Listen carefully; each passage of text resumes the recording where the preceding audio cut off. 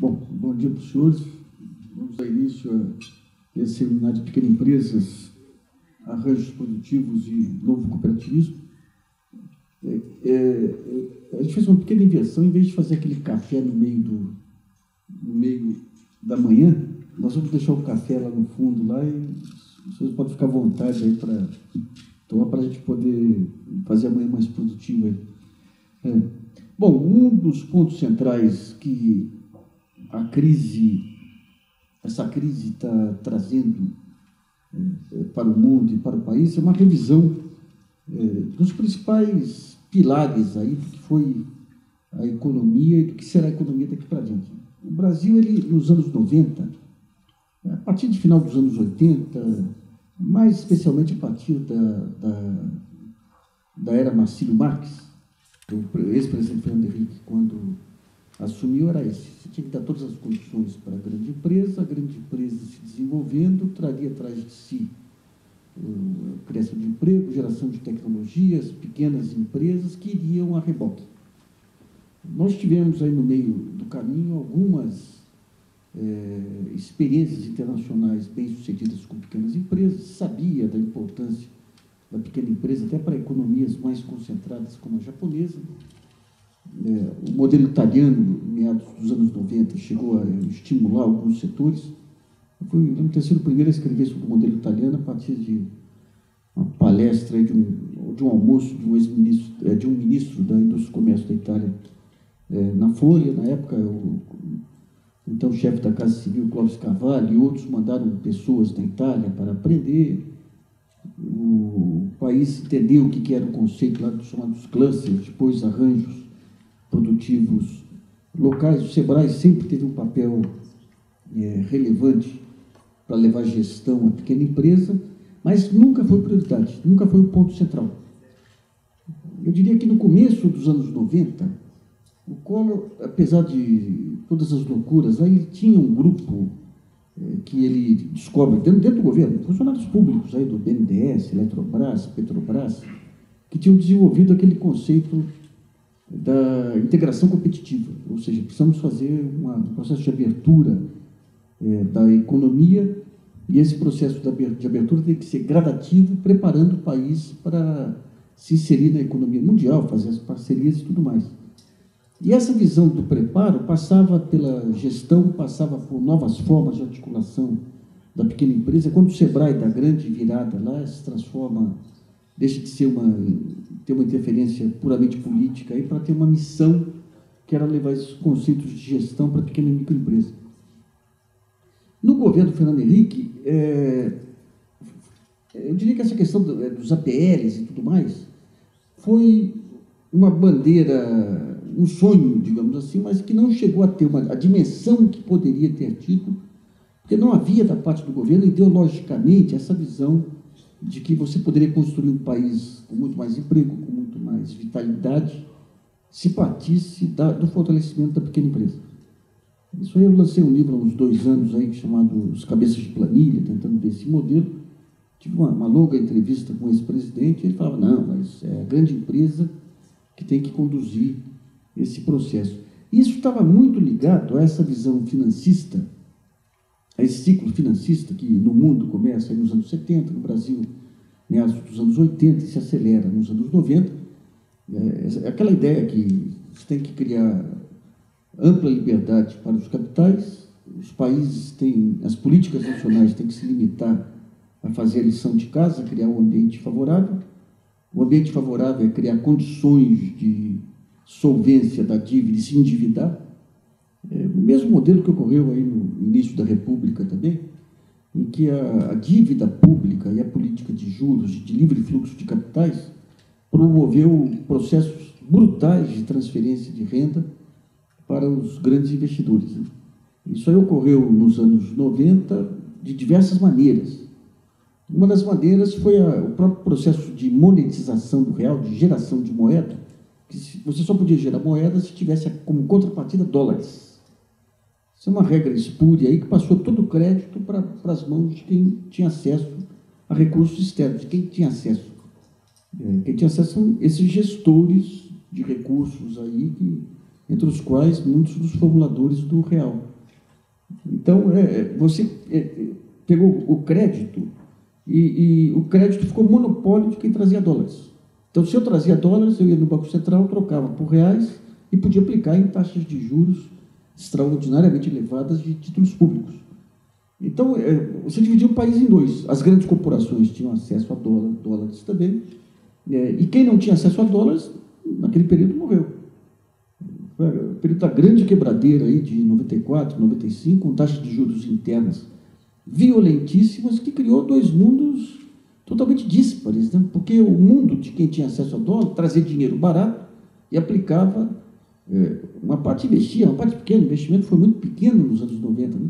Investia em títulos da dívida. O governo pagava cada vez mais juros elevados, impactava o orçamento, e daí, do lado da parte nacional, digamos, do crédito, quem tinha acesso a crédito, tinha que pagar mais impostos, mais juros, e ainda ouvir todo aquele discurso de que precisamos fazer o ajuste fiscal, o ajuste fiscal, o ajuste fiscal, sendo que a maior parte do capital estava lá fora sem pagar imposto, voltando na forma de fundos offshore. Então, foi um período que tem resultados. Você tem aí grandes empresas hoje que algumas aí se tornaram multinacionais, mas veja bem, quem cresceu nesse período, cresceu à custa do restante do país. Porque foi um crescimento em que se deu apenas naquelas empresas que tinham poder de mercado e naquelas empresas que enveredaram aí pela zona cinza aí do não pagamento de impostos. Você pega os frigoríficos hoje, aí, que são orgulho nacional, eles conseguiram sobreviver porque não pagavam imposto. Você pega a Gol, aí, que foi um dos grandes milagres aí dos anos 90, a capitalização da Gol se deu em cima de companhias de ônibus que não pagavam imposto. Quantos laboratórios que surgiram aí em Goiás a partir do jogo de bicho? Então, virou um país confuso, né? Porque você tinha grandes grupos que se fortaleceram nesse período, criaram tradição de gestão e tudo mais, mas, digamos, a parte das pequenas e microempresas ou ficavam na clandestinidade, ou, na hora de dar o salto, tinham que se formalizar, e daí a carga tributária, carga trabalhista, taxa de juros e tudo impedia qualquer avanço. E esse modelo, a gente sabia na época já que era falso, mas não adianta, a ideologia ela vai gerando esse discurso aí, que fizer a lição de casa, o resto vem automaticamente, se fizer a lição de casa, o resto vem automaticamente. Né? E apenas em período muito recente, aí agora com o fim do ciclo, o Brasil está sempre a reboque, aí não tem jeito. Eu costumo brincar nos meus livros aí que o maior estadista brasileiro é um sujeito chamado Senhor Crise. É o único que resolve. Está tudo parado, está tudo enrolado, tudo empacado, vem o Senhor Crise, aí resolve. Né? Você vê, nós tivemos 94 e 99 uma economia perdeu uma grande chance ali de se inserir todo aquele processo em que as grandes multinacionais estavam relocando suas empresas ao redor do mundo. O Brasil poderia ter sido, ao lado da China, o grande receptador dessas empresas, com os problemas que nós tivemos nas contas externas por conta do câmbio e desse modelo de atração de dólares aí. O Brasil perdeu o bonde naquela época. Né? Daí, quando veio a crise de 99, o Banco Central perde o controle do câmbio. O que acontece? A situação começa a melhorar. É só o Banco Central ter o controle, a situação piora. Perde o controle, a situação melhora. É uma coisa inacreditável. Né? 99, 3 meses depois daquela explosão do câmbio, que todo mundo dizia que voltaríamos à inflação dos anos 80, todo aquele caos, a economia começou a respirar. Não fosse a crise de energia aí em 2001, ela teria tido um bom desempenho. Em 2002 explode novamente o câmbio aí com problemas internacionais associados aqui às eleições internas. Aí, em 2003, a economia começa a respirar. Havia uma boa chance de um crescimento expressivo em 2004, quando o Banco Central pega o controle, ele vai trazendo o câmbio lá para baixo. Esse modelo de livre fluxo de capitais, esse benefício aos capitais externos através da apreciação cambial, ocorreu no início do século e ocorreu agora. No início do século, depois reforma monetária do Rui Barbosa, se deixou o câmbio correr solto. Isso para as pequenas empresas era um horror, né? Porque quando o câmbio ficava favorável, elas surgiam substituindo importações. O câmbio virava, elas quebravam. E o Brasil foi marcando passo até 30, 31, 32, aí, quando veio a crise, aprofundou a crise internacional, acabou esse fluxo de capitais, o país entrou em moratória, teve que impedir que os capitais continuassem circulando. Daí esses capitais, o que acontece? Deixaram a ilusão, porque não tinha mais, do ganho fácil, e caíram na terra. E quando caíram na terra, ajudaram a financiar a substituição de importações, seja implantando empresas ou indo para os bancos, através dos bancos, ajudando a financiar as empresas que surgiram naquele período, que permitiu ao Brasil sair de uma nação rural em 2 décadas, aí virar uma potência emergente aí, industrial. E é mais ou menos esse processo que nós vamos ver daqui para diante, daí a importância de se discutir esses modelos da pequena e microempresa. Esse jogo da financiarização acabou. O último vagido aqui no Brasil foi essa política do Banco Central dos últimos anos, aí, especialmente essa irresponsabilidade aí do último ano, jogando câmbio aí até 1,55. E você vê como que são as coisas, né? Como que a política acaba dominando tudo, né? Você começa a jogar o câmbio para baixo. Cada vez que o câmbio cai, o investidor externo tem um ganho. Se o investidor traz dólares aqui, com o dólar a R$2, o dólar cai a 1,70, mesmo que ele não aplique nada, deixe o dinheiro parado aqui, ele ganha. Ele sai com mais dólares do que entrou. Então, esse modelo de apreciação do câmbio, ele beneficiava quem? Ele beneficiava o mercado.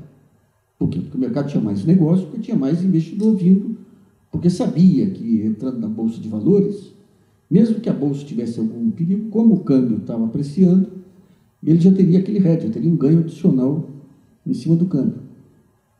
Daí você tem os grandes exportadores que começam a reclamar a perda de competitividade. O que faz o Banco Central? Permite a criação de uma operação maluca, swap reverso, onde cada vez que o câmbio apreciava, o grande exportador perdia da sua operação principal, mas ganhava na operação financeira. Uma coisa maluca. E tudo isso à custa de quê? À custa do orçamento, à custa dos juros que se pagavam. Só o ano passado, o Banco Central perdeu 10 bilhões de dólares nessas operações de swap reverso, transferindo lucros aí para empresas para compensar o prejuízo que elas tinham com o câmbio. Ou seja, você esqueceu totalmente os fundamentos da economia e foi criando gambiarras para poder justificar esse câmbio apreciado. E um problema muito sério que tivemos aí é que a imprensa é uma grande beneficiária do câmbio apreciado, né? Porque papel é dólar. Se o câmbio vem de 2 para 1,80, o ganho, uma vez eu estimei, o ganho que um jornal pode ter só com essa vinda do câmbio para cá é um ganho correspondente a um aumento de tiragem de 30%, sem levar em conta os custos de campanha para conseguir o aumento de tiragem. Então, isso explica o porquê dessa loucura de você... Em dezembro, já estava claro que você vinha para uma crise cambial. Independentemente da crise internacional, você vinha para uma crise cambial porque transações correntes saindo de um superávit para um déficit profundo, isso com as commodities batendo aí no recorde de cotação. O Brasil já estava em déficit. Já sabia que o segundo semestre seria difícil para financiar a atividade, para financiar as contas externas, e mesmo assim o Banco Central foi mantendo, até que o câmbio chegou em 1,55. Agora, o que nós temos para o próximo ano aí? Nós temos você tem um conjunto de fatores positivos aí que impedem o Brasil de cair de cabeça maior nessa crise. O principal deles é o mercado interno. O grande fator do ano passado, esse ano que segurou o PIB e tudo mais, foi o consumo interno. O consumo das famílias em função de aumento de renda em algumas áreas e muito em função desses programas de transferência de renda. Tanto através da Previdência, que é a melhoria do salário mínimo, quanto de Bolsa Família e outros programas. Que, veja bem, esses programas ajudaram a criar uma estabilidade de renda que permitiu ao sujeito de classe C e D entrar no mercado de consumo. Ou seja, o sujeito ele tem uma renda variável. Então, ele não pode comprar uma geladeira porque ele não sabe o momento de piso. Quando você estabiliza a renda, ele ganha coragem e vai lá e compra. Agora, você vê, se for contar o que foi injetado na economia através aí desses programas sociais e tudo mais, é ínfimo perto dos juros. E, no entanto, permitiu revitalizar a economia de uma forma fantástica, né? Você pega a Nestlé, a Nestlé, nós fizemos um seminário meses atrás aqui sobre esse mercado, ela está a 30%, 40% de seu faturamento está planejado ir para a classe C e D. Então, nós temos aqui, de um lado, essa visão clara de que políticas de transferência são muito mais eficientes do que essas políticas malucas de livre fluxo de capitais e seu custo imenso aí, são muito mais eficientes para promover desenvolvimento. Ou seja, a Bolsa Família passa a ser relevante para a Nestlé, para a Philips, para a geração de emprego aqui. Então saiu daquele lugar meio fechado aí de grupos de pessoas que tentavam mostrar a importância das políticas sociais. O valor é em si. Um país tem que... As nações são constituídas para levar o bem-estar a toda a sua população. Então, você não tem que ter motivação econômica para fazer inclusão social. Mas aqui criou-se uma loucura nesse discurso de tentar preservar sempre o bolo orçamentário para juros. É uma briga por orçamento. É só pegar o que está acontecendo nos Estados Unidos, esse Henry Paulson, que é o secretário do Tesouro, quando a indústria automobilística fala, preciso de ajuda, ele fala, não, isso aqui é só para o sistema financeiro. Quer dizer, toda essa conversa que nós ouvimos esses anos todos aqui de não, precisamos ter fator de ambiagem, castelar, sabe? Precisamos acabar com esses privilegiados, desses velhinhos que estão ganhando muito aí, sabe? Por quê? Porque eu quero preservar o espaço para manter os juros onde eu quiser.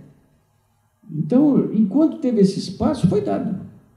O governo Fernando Henrique foi uma vergonha em termos de política de juros, o governo Lula, outra vergonha em termos de política de juros.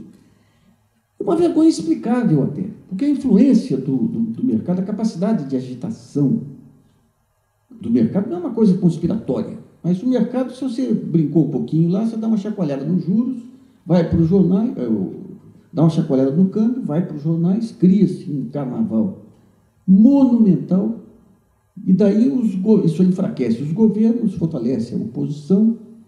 Então é um jogo muito intrincado, que, digamos, é fácil para a gente de fora, e tem que ser feita essa denúncia desse tipo de jogo político. Agora, quem está no poder acaba tendo que pensar em todos esses desdobramentos e acaba não tendo coragem de enfrentar o mercado. O mercado não é um ser conspirador. O mercado é aquele negócio, dinheiro é medroso. O mercado, quando você pega o mercado, um grande presidente de Banco Central enquadra o mercado se enquadra. O mercado se enquadra. O mercado é a coisa mais realista que tem. Só para dar um exemplo, daqui a 2 meses o mercado vai estar elogiando as ações das empresas. Por quê? Porque para o mercado é uma questão de caro e barato. Não tem empresa boa ou ruim. Se tem uma empresa aí que é boa, mas está o preço muito caro, o mercado começa a falar mal. Daí o preço cai lá embaixo, o mercado começa a falar bem. Então, esse pragmatismo de mercado, se bem cercado por presidentes de Banco Central com fôlego e tudo, nós teríamos tido aí outro resultado. Mas aí o Lula optou por um presidente do Banco Central que desse a continuidade, que era uma versão piorada do presidente anterior também. Então, isso amarrou demais. Hoje, a grande vulnerabilidade que nós vamos ter para o próximo ano é a questão das contas externas e do dólar, do câmbio. O câmbio não está explodindo assim meramente por conta da crise cambial. Ele está explodindo assim porque você criou uma vulnerabilidade externa, que ficou nítida agora quando os preços de commodities caem. Então, você cria vulnerabilidade. No começo do ano, você já tinha um quadro, uma previsão de 30 e tantos bi aí de déficit em transações correntes. Você falava, não, vai ser fácil financiar esse déficit aí, porque vamos ter 30 bi de entrada de recursos externos. E nos próprios estudos do Banco Central, no começo do ano, falava, olha, a situação tende a ficar cada vez mais difícil. Obviamente, nem se pensava numa crise desse tamanho. Então, para o próximo ano, a dúvida que você tem é essa aí: o Brasil vai conseguir financiar o rombo nas contas externas? Até que ponto que o dólar, nesse patamar, vai permitir as exportações brasileiras compensarem a queda que vai ocorrer no comércio mundial e a queda que já ocorreu no preço das commodities. Então, esse é o desafio maior. Agora, tirando esse desafio, o país ele entra numa nova etapa aí, com inúmeras possibilidades, né? Talvez pela primeira vez, esses grandes terremotos, você tem países que emergem aí vencedores. O Brasil, em 30 olha, sem política econômica, a crise induziu o país a um salto fantástico. O Brasil, em 30, era um país rural. A crise permitiu toda aquela diferença de Brasil e Estados Unidos, por exemplo, é que quando você pega os grandes vultos aí da história americana ou da história chinesa, aí, esse pessoal, eles sabiam quais os fatores que deviam ser combatidos ou estimulados para levar ao desenvolvimento. Então, eles sabiam o momento aí de você... Quer dizer, passaram por crises também, mas eram crises muito menores, porque havia uma racionalidade nessa elite política americana. Então, souberam a hora de fazer proteção à indústria americana, a hora de começar a ampliar a questão comercial, as guerras, a conquista do Pacífico aí para poder enfrentar o predomínio britânico no Atlântico. No Brasil, não. No Brasil, você pode ter pessoas que pensam bem no futuro. Nós tivemos aqui Nabuco, tivemos aí Manuel Bonfim, no começo do século, tantos aí que conseguem pensar bem no futuro, mas a soma de interesses aqui e a fraqueza institucional brasileira faz com que só a crise consiga romper com essas resistências. Por exemplo, essa questão da ciranda financeira, há anos sabia que tinha que romper com isso. Quem põe o guizo no pescoço do gato aí? Essa questão do câmbio, qualquer pessoa racional sabia que aquele câmbio ia dar rolo. Mas, no entanto, os jornais ficavam naquela, não vai ter dificuldade nenhuma, o Brasil é uma nova era que vem pela frente. Cada vez que você faz algo totalmente distorcido, a alegação é o seguinte: não, é que o mundo mudou tanto que aquelas regras não valiam mais, agora são outras regras. Mas vem cá, você tem alguns princípios econômicos, não, o câmbio não interfere mais em exportação. Quer dizer, aboliu a lei da oferta e da procura, aboliu a lei do preço, né? Se eu reduzo o preço, eu vendo mais? Vendo. Isso aí até a xepa de feira, você sabe disso, né? As pessoas falam, não tem mais isso, não, agora o câmbio não interfere mais. Quando vem a crise, vem a hora da verdade. E o que é essa hora da verdade? Nós temos aí vencido essa questão externa, aí um conjunto de possibilidades única aí na história brasileira, por uma conjugação de fatores, por uma soma de ganhos ou de iniciativas que o país teve ao longo de décadas aí, que agora matura. Então, você vai ter, de um lado, aí essa questão esse novo mercado, que surge em função do aprimoramento das políticas sociais e tudo mais, mas surge também em função de uma questão demográfica extraordinariamente favorável ao Brasil. Então, você tem nos próximos 40 anos aí, a demografia nossa aí. É o período em que você tem a maior parte da população economicamente, da população em idade ativa. Isso é um diferencial muito grande. Nós temos aí essa questão, outro dia, em um dos seminários, a Tânia Bacelar, que é uma das pessoas mais importantes aí de visão regional, ela mostrava o mapa do Brasil, pintava com várias cores, o mapa da pobreza, de Belo Horizonte para cima, tudo vermelho. Daí ela punha o mapa das regiões dinâmicas. Você tinha lá o interior de São Paulo, interior de Minas, interior do Paraná e Santa Catarina, com várias manchas azuis, mas de Belo Horizonte para cima, muitas manchas azuis, mostrando que esse dinamismo está chegando em outras regiões. Então, nós temos nos próximos anos a questão demográfica, que é importante, a questão regional.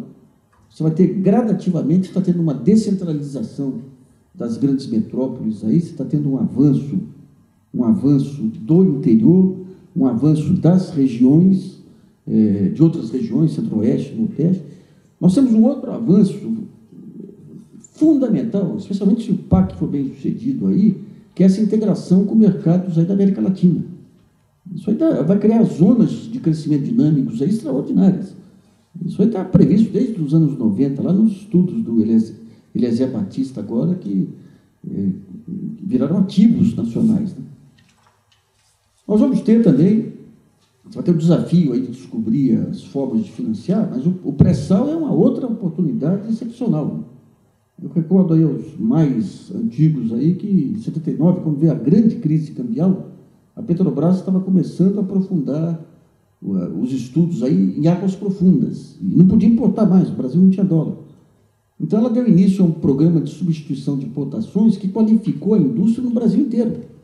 Você pega esse polo de Caxias, tantos polos industriais que surgiram aí, as VEG da vida, todas essas grandes empresas, surgem do bojo desse programa de capacitação e qualificação da Petrobras. Hoje está claro aí, o próprio governo, a ministra Dilma, aí deixaram claro que essa exploração do pré-sal ela é relevante como um instrumento de política industrial. Isso aí, se for bem feito, tem amplas condições de financiar. Não digo agora, vai atrasar, é evidente, em função da crise. Mas isso aí dá para criar uma política industrial sem paralelo.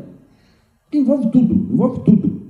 Um navio, outro dia foi inaugurado aí um navio militar, não era nem muito sofisticado. Foi feito um anúncio no jornal, você tinha 10 ou 15 grandes empresas assinando o anúncio lá. Ou seja, um navio move questão de motores, questão de sistemas, questão de radares, questão de mobiliário do navio, a questão do aço que vai no navio. É um conjunto tão grande, tão complexo de setores que são envolvidos nisso, que quando você pensa num programa de indústria naval aí, relevante, você vê o que pode ser movido aí com um planejamento adequado. Então, o pré-sal ele tem essa possibilidade enorme aí de um salto, né? Um outro salto relevante é a questão da infraestrutura. A infraestrutura, nós ouvimos esse tempo todo que infraestrutura é uma grande vulnerabilidade do país. Tem um lado de vulnerabilidades. Com menos infraestrutura, o país fica mais caro. Só que o processo de criação de infraestrutura, ele permite inúmeras possibilidades de crescimento. A infraestrutura é um fator de atração de investimento extraordinário, ainda mais agora, que está todo mundo escaldado aí com esses jogos especulativos, procurando investimento seguro. Não tem nada mais seguro do que a infraestrutura. Então, você vai fazer o quê? Você vai fazer um programa de aumento de gastos públicos em infraestrutura no Japão? Não vai. Você pega os Estados Unidos, que é um país já amplamente desenvolvido, como é um país continental, ainda tem um amplo espaço para melhorar a infraestrutura. Só que eles vão melhorar em quê? Vão melhorar trabalhos em zonas deterioradas, em algumas regiões mais distantes. O Brasil não. O Brasil, como tem tudo para fazer, esse investimento em infraestrutura, num primeiro momento, move a economia, num segundo momento, vai permitir saltos extraordinários de produtividade. Você imagina a hora que você tiver as estradas aí do Centro-Oeste aí prontas, você tiver a saída para o Pacífico ou a saída para o sul dos Estados Unidos, através das hidrovias e tudo mais. Então, isso aí é um outro caminho que vai permitir grandes ganhos. Ele fala, como que se financia? Você tem uma parte do orçamento público que não é grande. Você tem aí as estatais, que têm uma boa capacidade de investimento. O mercado internacional leva um tempo para se recuperar, mas você vai ter uma grande oportunidade aqui de atrair capitais que não querem muito risco.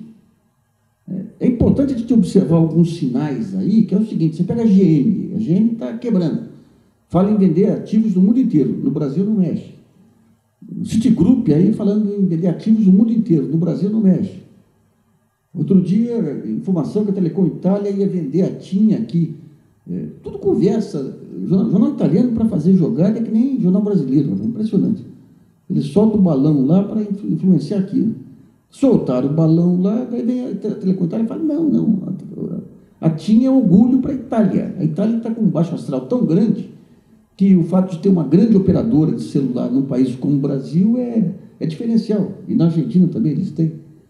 Então, o Brasil ele vai ser um dos pontos de atração de investimento. Por quê? Quando você junta todos esses pontos, você entra na nova etapa da economia global, onde a questão do meio ambiente vai continuar sendo prioritária. Isso aí o Barack Obama já colocou. Sabe, as crises são passageiras. A questão do aquecimento do planeta é permanente. Então, não vai se deixar para segundo plano. E daí você abre um campo para pequena e microempresa extraordinária. Quais os desafios que se tem pela frente aí? É tentar discutir, os órgãos aí que mexem com a pequena empresa, nós tentar uma discussão ampla para saber como que a pequena empresa vai se inserir de uma forma competitiva em todos esses cenários.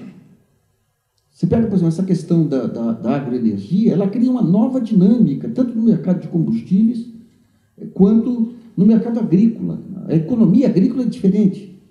A gente está discutindo aqui esse negócio de biodiesel e tudo. Eu fui 1 ano e meio aí num encontro em Cuiabá, que o pessoal lá, Rondônia e tudo, já espalharam essas mini destilarias aí na região toda lá. É um novo modelo de economia que vem pela frente. As fazendas agrícolas gerando energia, gerando alimento, gerando agricultura combinada com pecuária e tudo mais, é um novo modelo econômico. O professor Ignacio Sachs tem feito bons estudos sobre isso, mostrando que você inverte a mão, inclusive, do êxodo rural. Porque com mecanização e tudo mais, você passa a ter um emprego qualificado no campo.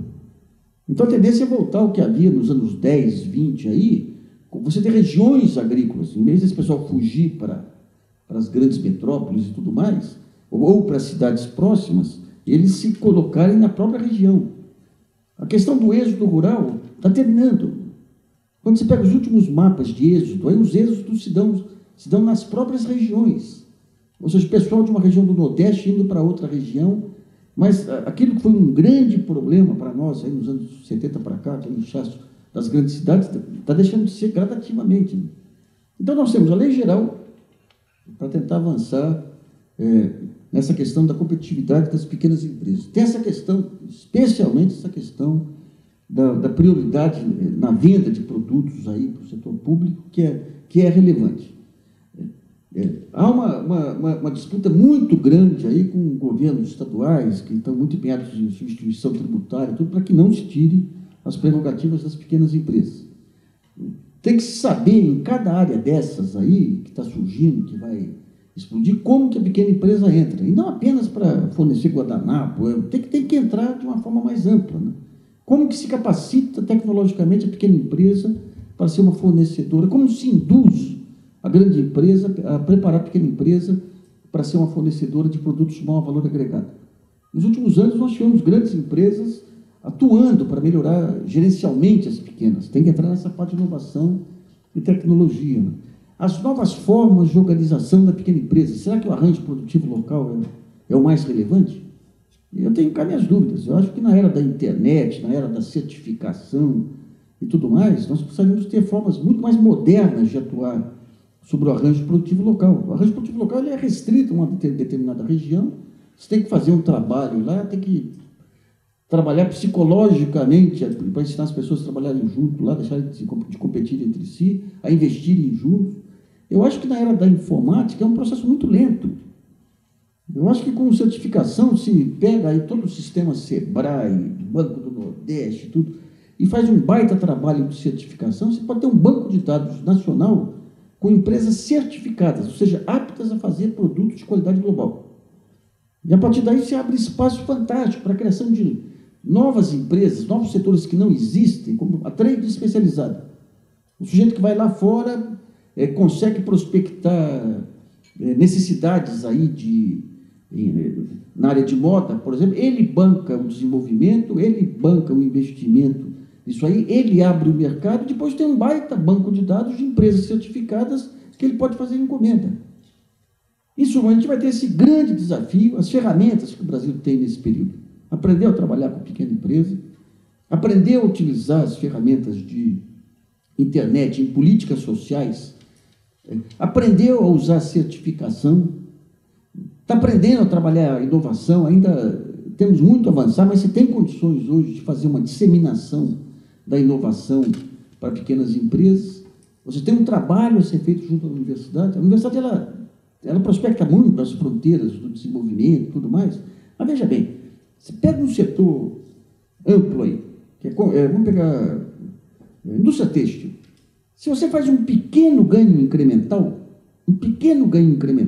e consegue multiplicar, o efeito sobre a economia, às vezes é muito maior do que uma grande inovação que você não tem um parceiro adequado lá para tocar.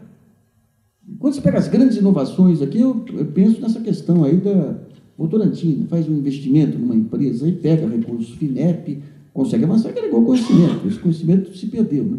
Mas na primeira dificuldade vende. Vende porque não tinha alternativas aí. Mas quando você pega esse trabalho em cima da pequena empresa, o jogo é outro, né? Bom, a intenção nossa aqui com esse seminário, nós estamos filmando todo esse encontro, ele vai ser disponibilizado na internet. Nós temos aí o Projeto Brasil, que é projetobr.com.br. Estamos avançando agora para trabalhar esse conceito de comunidade de discussão.